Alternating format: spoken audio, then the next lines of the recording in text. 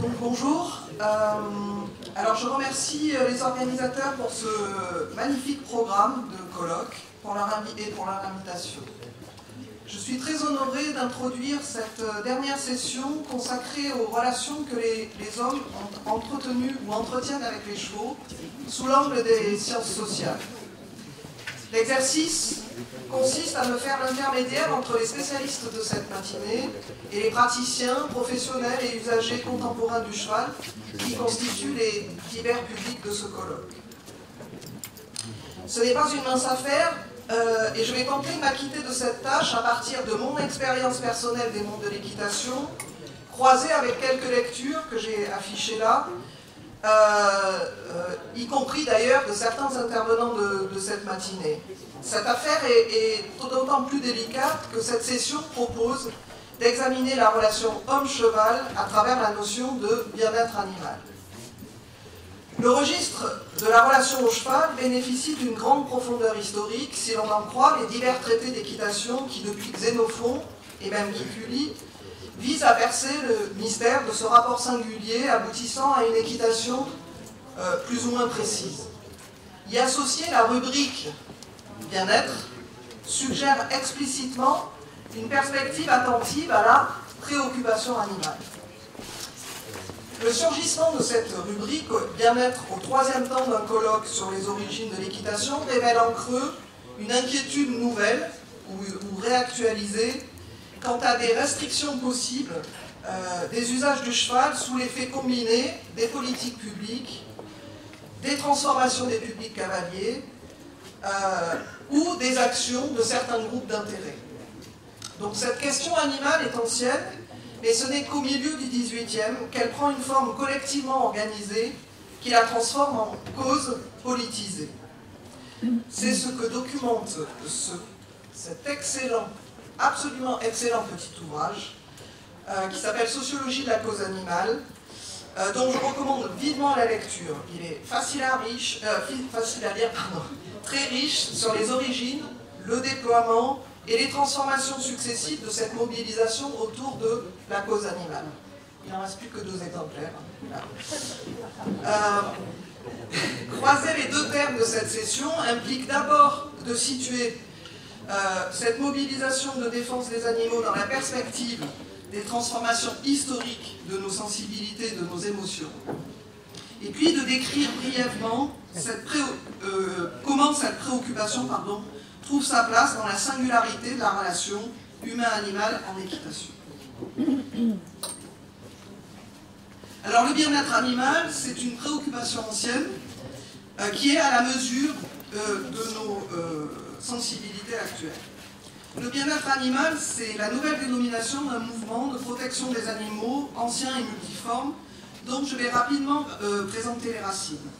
Je voudrais d'ailleurs en profiter pour souligner que les sciences sociales sont précieuses, car elles permettent de comprendre pourquoi cette préoccupation à l'égard des animaux, qui pourrait paraître légère, superficielle, ne peut en réalité pas être classée comme une mode éphémère.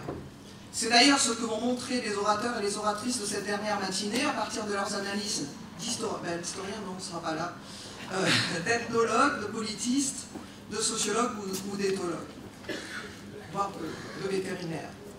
Donc à partir de l'ouvrage dont je vous recommande la lecture, des travaux de Christophe Traini et de Maurice Agulon pour l'essentiel, je voudrais simplement rappeler que cette cause animale, dont il est question ici à travers la notion de bien-être, trouve son impulsion originelle dans ce qu'un sociologue a appelé, un sociologue réputé, Norbert Elias a appelé la civilisation des mœurs. Alors cette expression, civilisation des mœurs, désigne le fait qu'entre le XIIe et le XVIIIe siècle, en Europe, les sensibilités et les comportements sont profondément modifiés par 2 phénomènes fondamentaux. D'un côté, la monopolisation étatique de la violence va obliger à maîtriser les pulsions et va pacifier l'espace social. En Europe, en effet, la forme État émerge du Moyen-Âge à la Renaissance grâce à l'imposition progressive d'un double monopole royal, le monopole fiscal, qui monétarise les relations entre le souverain et les seigneurs, et le monopole de la violence légitime qui place dans les seules mains du roi la force militaire. Donc ça, c'est le premier côté, c'est la monopolisation de la violence. Et de l'autre côté, le resserrement des relations interindividuelles qui implique un contrôle plus rapproché, plus sévère des émotions et des affects.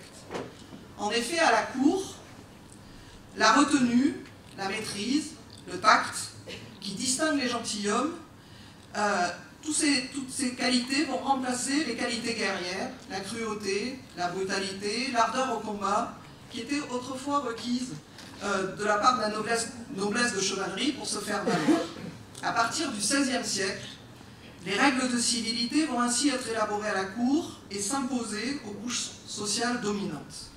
Puis à partir du XVIIe siècle, jusqu'au XIXe siècle, ces comportements vont diffuser progressivement vers le bas, conduisant alors les catégories supérieures à se distinguer en adoptant de nouvelles mœurs encore plus raffinées et civilisées. Et ainsi, Norbert Elias montre qu'on passe d'un régime de la contrainte sociale par la force à l'autocontrainte, autrement dit à l'intériorisation du contrôle des émotions, de l'impulsivité, de l'agressivité.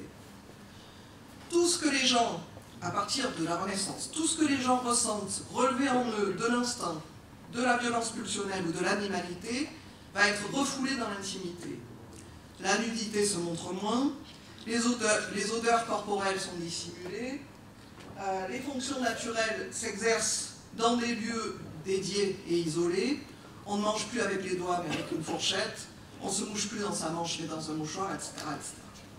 Cette évolution des gestes s'accompagne d'une évolution des seuils de sensibilité qui vont qualifier le caractère plus ou moins tolérable des manières de se comporter en société. Et ainsi s'enclenche une boucle interactive où les sentiments de dégoût, de pudeur, de gêne vont entraîner la formalisation de règles de conduite à propos des gestes qu'il convient ou ne convient pas de faire. Et ces gestes vont en retour contribuer à modeler la sensibilité.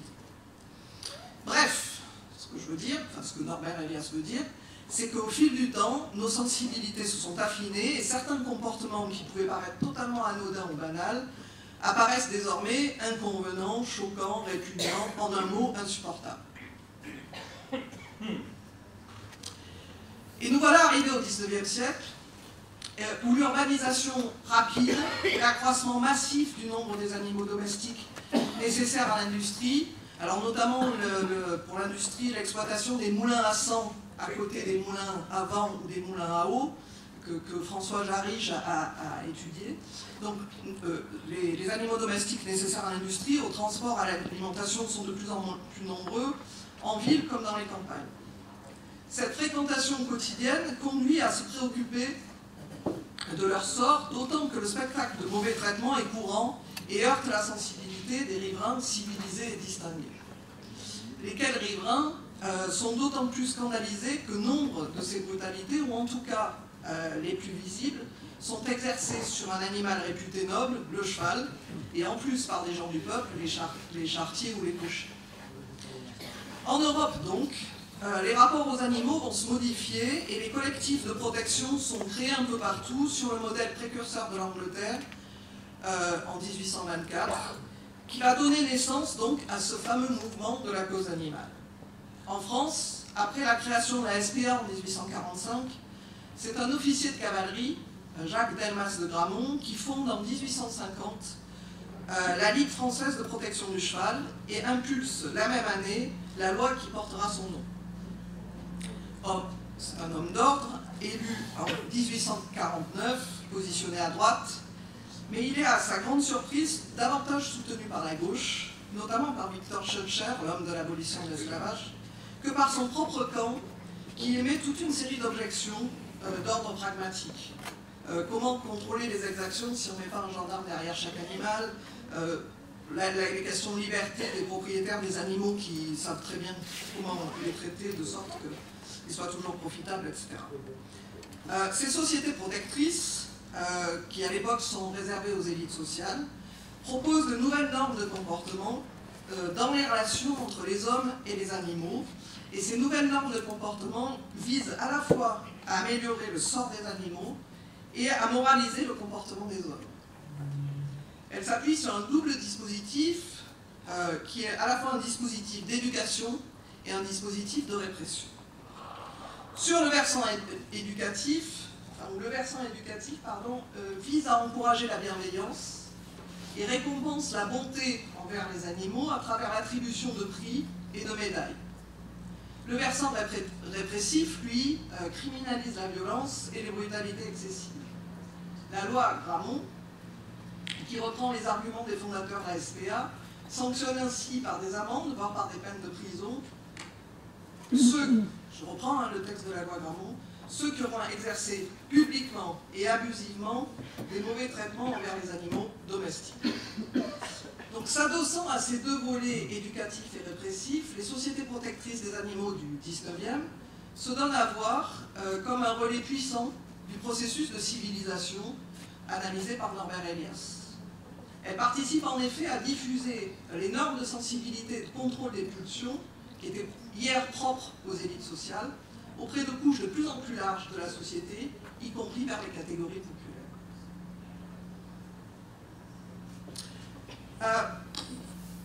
L'enjeu du bien-être est-il déjà en partie approprié par les mondes du cheval? Voilà, alors voilà très rapidement présenté de quoi est lestée cette notion de bien-être animal qui compose le sous-titre de cette session. Avec un tel héritage,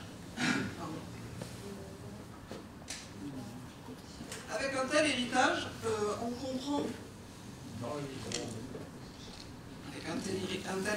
comprend qu'elle ne peut pas être rangée au rayon des épiphénomènes. Du reste, depuis une quarantaine d'années, les institutions du cheval s'y frottent plus ou moins frontalement, en partie pressées par les pouvoirs publics, et déclinent toute une série de dispositifs sur les deux versants, éducatifs et répressifs que je viens d'évoquer. Par exemple, l'évolution continuelle des règlements sportifs, qui sont de plus en plus vigilants, des contrôles au paddock, sur les embouchures, sur les comportements, sur l'ajustement de la muserolle, etc., qui sont assortis de véritables sanctions. Les obligations administratives des détenteurs d'équidés, l'instauration d'un label bien-être animal pour les établissements adhérents de la FFE, l'élaboration d'une charte du bien-être, etc., etc. Mais au-delà des politiques publiques, les acteurs du cheval sont sans doute également encouragés par les attentes sensibles du public de cavaliers, qui sont toujours plus nombreux, toujours plus jeunes et toujours plus féminins, qui se pressent dans les centres équestres. Il faut rappeler que les centres équestres sont des rares lieux accessibles qui permettent encore d'éprouver concrètement les relations aux grands animaux domestiques. Et encore que l'équitation implique une relation à l'animal qui me semble suffisamment particulière pour mériter, je crois, un petit effort de description analytique, et ça sera ma seconde partie.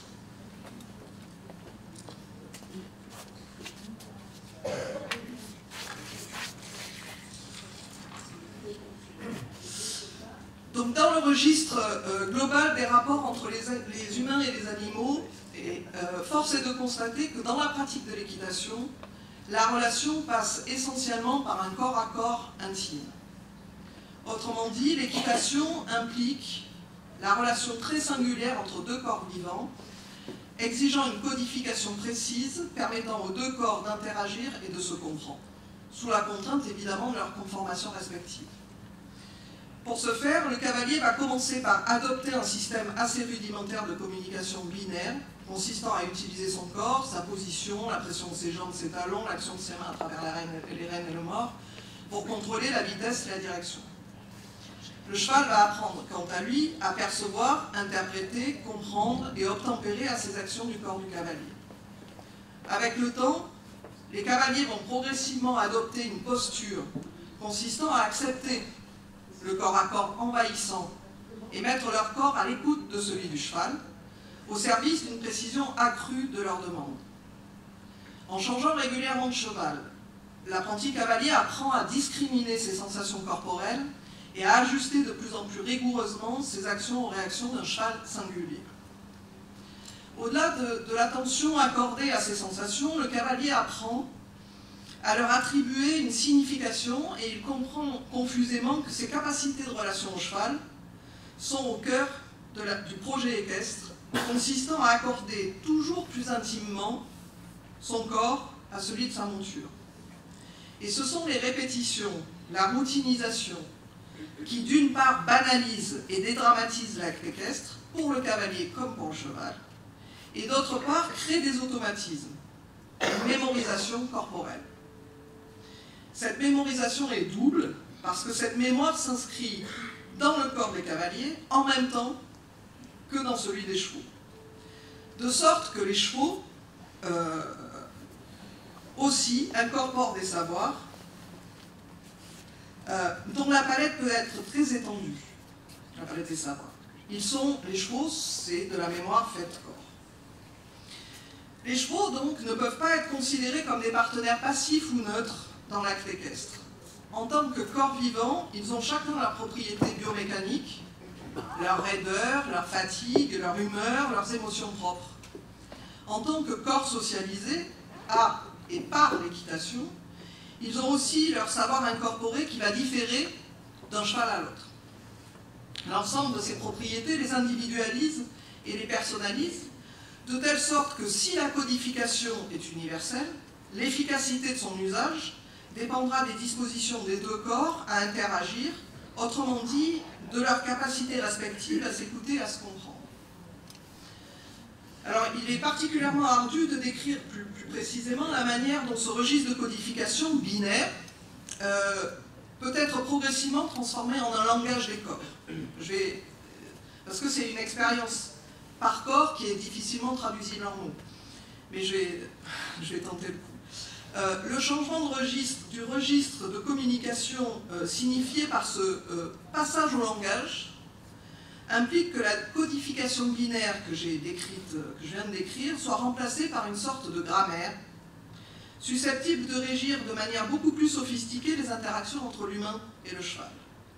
La maîtrise de cette grammaire permet alors de dépasser le contrôle de la conduite, que je viens de présenter, parce qu'elle fournit, au-delà d'une précision dans la conduite, les moyens d'un contrôle le plus complet de la locomotion du cheval, de l'énergie qu'il déploie, mais également de son état émotionnel. Cette grammaire est rendue possible parce que le cheval est capable, à travers son corps, de percevoir, au-delà des simples consignes du code binaire, à la fois des variations d'intensité dans les demandes du cavalier et des combinaisons dans les demandes. Cette conjugaison variable de combinaison et d'intensité des signaux, formant des sortes de phrases sophistiquées, donc cette conjugaison variable permet de désigner ce registre de communication comme une forme élaborée de langage. Et d'ailleurs, il est dénommé langage des aides par la tradition et dans le règlement militaire. C'est la virtuosité dans la maîtrise de ce langage par les deux corps qui ouvre à l'équitation savante, élaborée à la Renaissance, puis diffusée comme pratique distinctive dans les cours européennes, en particulier en France. Les cours européennes dont je vous parlais tout à l'heure, c'était elles que Norbert Elias avait repéré le début de l'évolution de nos sensibilités. Et c'est, je crois, la formalisation de cette singularité qui a valu l'inscription de l'équitation de tradition française au répertoire du patrimoine immatériel de l'UNESCO. En effet, dès les premiers auteurs français de la Renaissance, notamment Pluvinel et ses successeurs, la volonté de privilégier l'adhésion du cheval est systématiquement affirmée, et cette manière de pratiquer le cheval allant et se maniant comme de lui-même, selon l'expression du général Lott, implique-t-elle le bien-être? Peut-être. Car on ne peut pas comprendre, alors c'est là qu'on va voir si ça marche, car on ne peut pas comprendre que les chevaux de Clémence Fèvre-Lourachi, par exemple, il y en a sans doute beaucoup d'autres, changent de pied au temps et passage, non seulement sous la selle, mais aussi en liberté sur la plage, s'ils n'y trouvent pas un tout petit peu leur compte, voire un peu de gaieté ou de plaisir.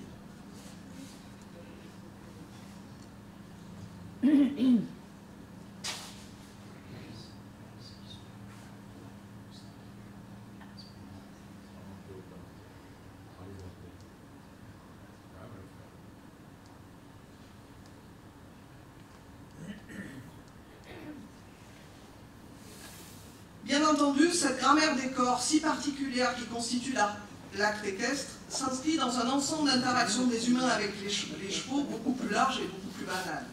Tout ce qui se pratique à pied, notamment les soins, etc. J'espère avoir réussi à traduire en quelques mots ce qui me semble constituer la singularité de la relation au cheval parmi l'ensemble des relations que les humains ont construites avec les animaux domestiques, au moins en Occident.